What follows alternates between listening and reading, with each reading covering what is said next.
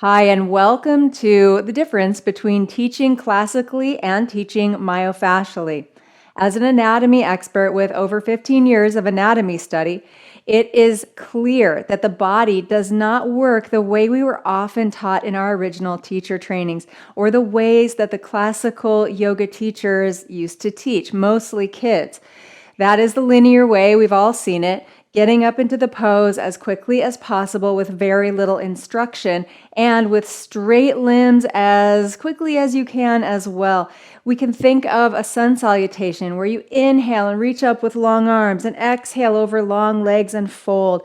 Inhale, reach up into a high lunge, and there's not a lot of cueing going on between poses as well. Teaching that classical long limb straight kind of geometric shape kind of way is easier for yoga teachers to think about. It was for me. I was psyched when I first started learning how to teach yoga, and I thought, okay, all I have to remember are the shapes of each pose, and I got to get students as quickly into them and as close to them as possible. That was doing myself and my students a big disservice. I was starting to gather joint strains and pains, and I noticed I didn't really have a great answer for when my students would come up and say things like, this pose hurts my knees, or I'm really not getting stronger and more toned in the practice.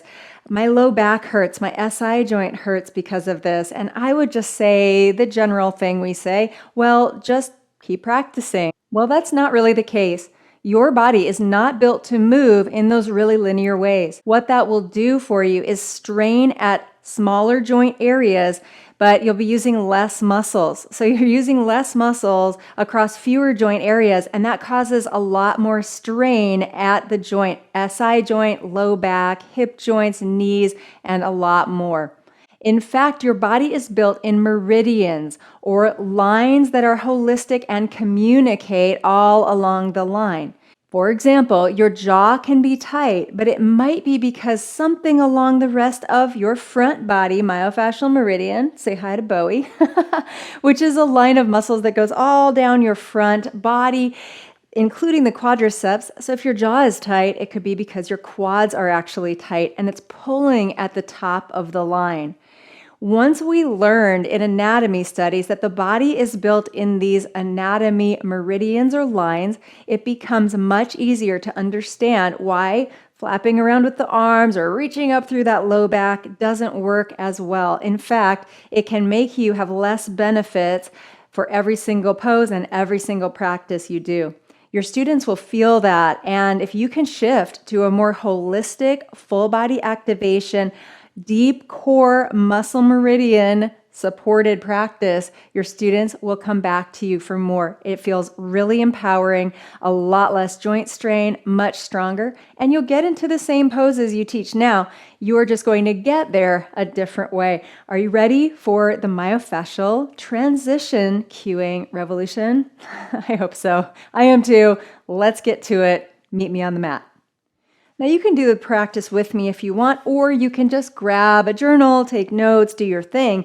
But here is the deal. I want to practice low to high lunge and then do it through the myofascial meridians. We'll start classically and we'll go myofascially after that. Come on up to hands and knees. Tuck your toes underneath you. Nice long spine, head lifted up, aligned with the spine, away from the floor. Notice that can start to activate your abs a little more. Pull up that navel just lightly until you're in a nice plank, long spine here. Bend your elbows down to the earth. Press into your hands. Lift up through your long front core. Lift your knees and come back into a bent knee, downward facing dog. That's very myofascial. I just got you up here in a way that connects your whole front body line better. And that is moving from your jaw into your chest, your front abs, down hip flexors, quadriceps, and over the knees. This is a really nice meridian to work with, but it's not the one that gives you the most power. I'll tell you more about that in a moment, but let's try this the classical way. Stretch your legs straight, heels toward the earth here in downward facing dog, and lift your sitting bones up. Now, these are all anatomy instructions I wouldn't normally give, like lift the sitting bones and heels down. That can really strain at the sit bones and the Achilles tendon, back of the knees too. But I want to show you how it is classically taught, and then you can feel the difference when we do it myofascially. Here we go. Lift your right leg up to the sky and step it forward toward the center between your hands. Now that is going to take you off of your hip joint alignment and off your center of gravity. It makes you kind of walk a tightrope between the front and the back foot. And anyway, that instruction isn't great, but again, we're doing it old school style. So here we are, a little bit tippy in the base now. And the next instruction is almost always reach your arms out and up and come up into a high lunge. And here you are very expressed, not too stable underneath, if you can feel that. It does feel like walking that tightrope, but you came up through the back body meridian. That one goes from your forehead over your skull to the back of your skull, down the neck, down the sides of the spine as back muscles, low back muscles, over the glutes, hamstrings, calves, under the foot. That one is meant to back bend you, but it's really easy to crunch into that low back and sacrum with this line, and it's not built to lift you up like this, but this is what we do in lots of yoga poses. So here you are. Just take inventory right now. How does your energy feel?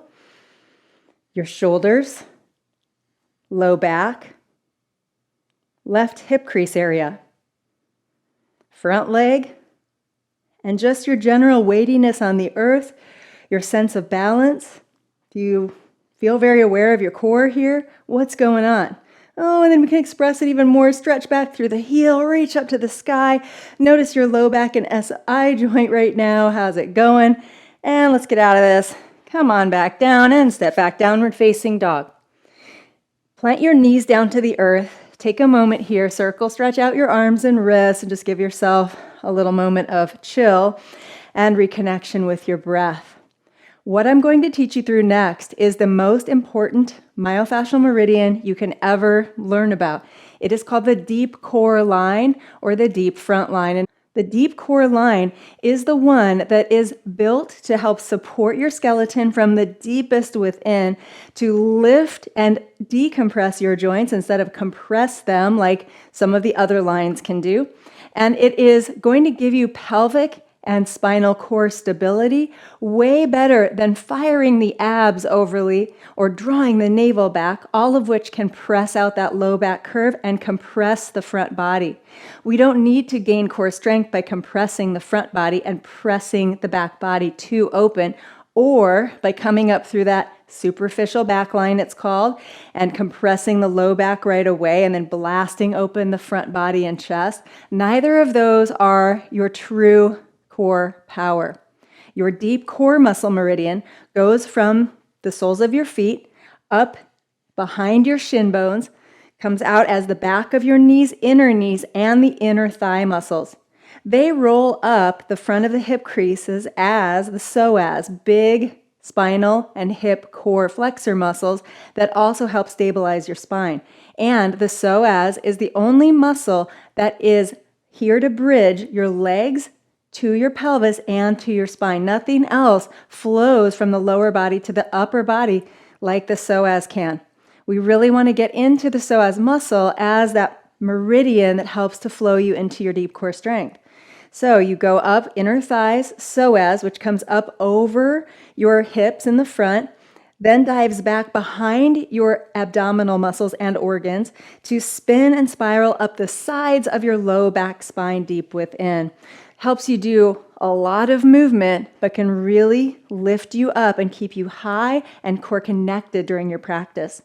The psoas becomes the legs of the breathing diaphragm and the breathing diaphragm itself. So what you do through the deep core line is intimately connected to how well you breathe, which helps trigger or release anxiety, helps you live a more healthy, cardio-optimized, productive, energized life, helps calm you down at the right times and activate you at the right times too. Very important to work with that deep core meridian to help balance and free the diaphragm to work properly. Then you get into the heart and lungs, then up into the throat and out through the tongue.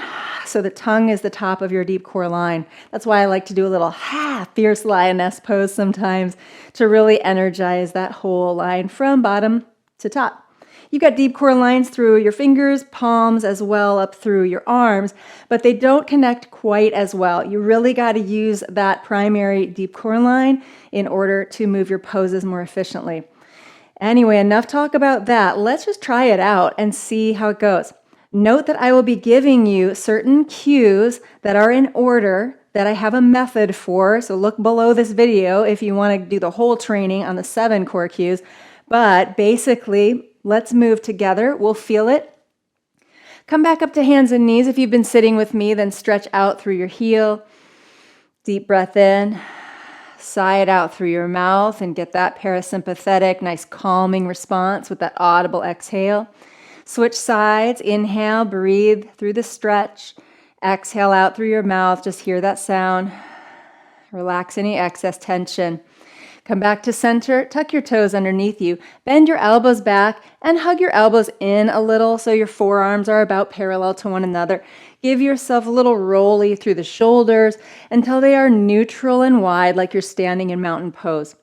Then press down into your hands, lift up through that long core, but it's more a feeling of lifting up through the deep sides of your spine there in the front. So you're lifting through your side spine, your side waist there to take you up and back.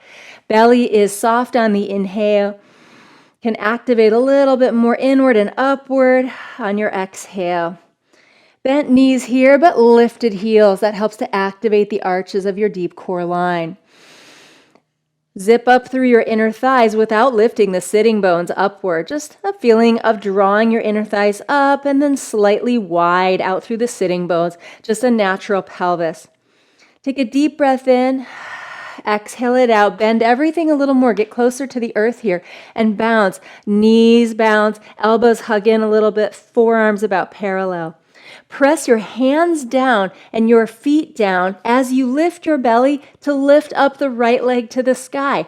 Notice, if you can, that you've gotten a lot higher than you did before here. Now on your exhale, draw that right knee into your chest and lift upward. Lift your pelvis higher. Lift through the front of your spine there, front body, side body lifting you.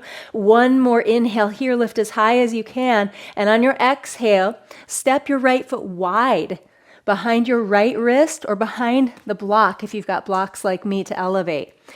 Now that gives you a great center of gravity. It opens your feet not to walk that tightrope, but to be balanced and centered as wide as your natural hip joints are. Really important for great balance. Take a deep breath in here, exhale, and bend your back knee. You can't access the deep core line very well unless you start closer to the earth, start with bent limbs and knees, and then you activate it from the ground up with me. And here's how. With a big time bent back knee, take a deep breath in, lift your navel upward, and then long through the crown of your head. Feel all that length occur there. Take a deep breath in again, and on your next exhale, press your feet down with a long front spine. Draw back and up. Let that front deep spine carry you back and up, and then unfurl your arms to the sky.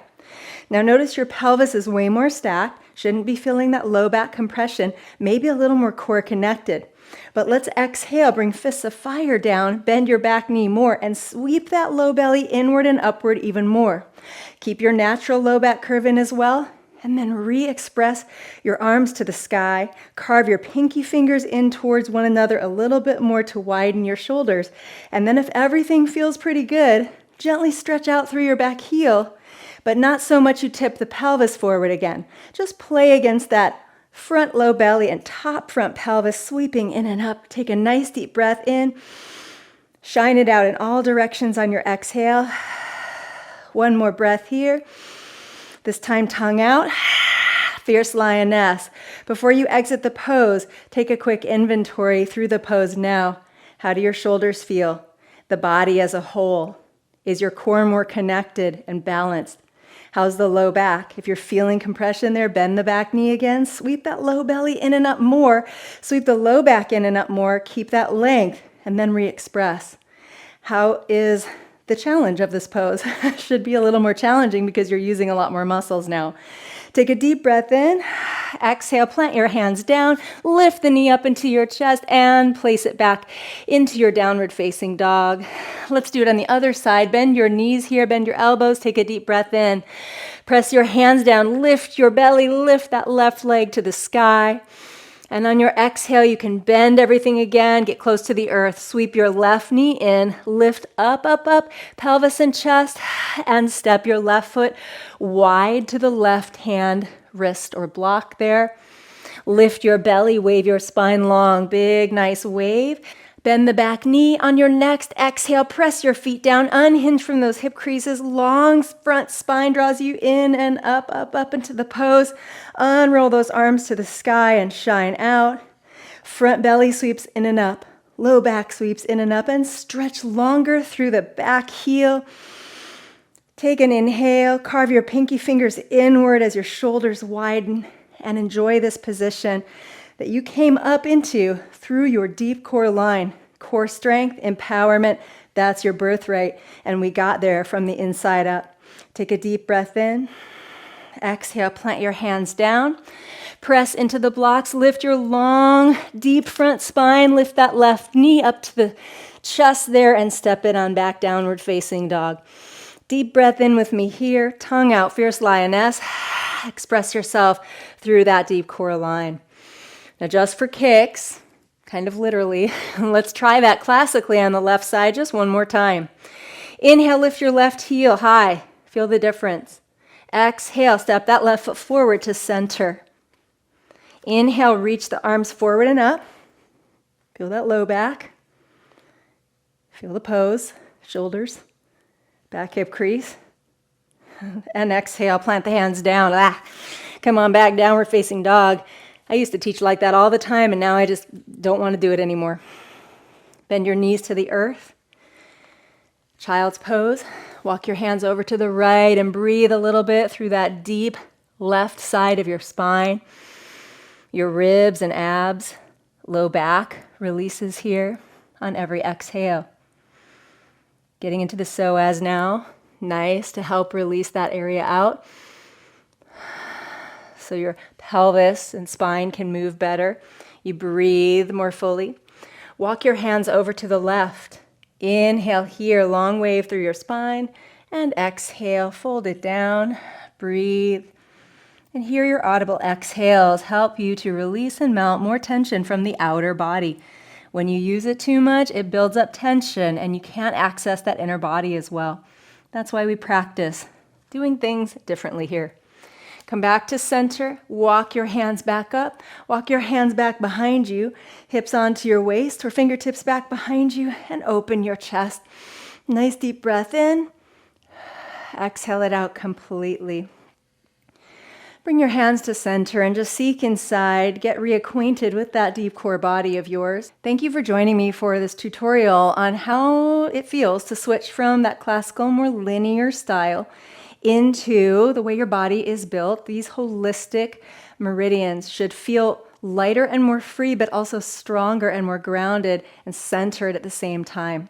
If you love this, check below for the whole training. There's a lot more to it, but you can learn just 7 core cues when you teach them in order. You can bring your students into any position, any time, any class, any style you teach from the deep core muscle meridian, and everything will revolutionize. Students love this. They will feel the difference, but it will still feel like you and your classes and the style that you have now.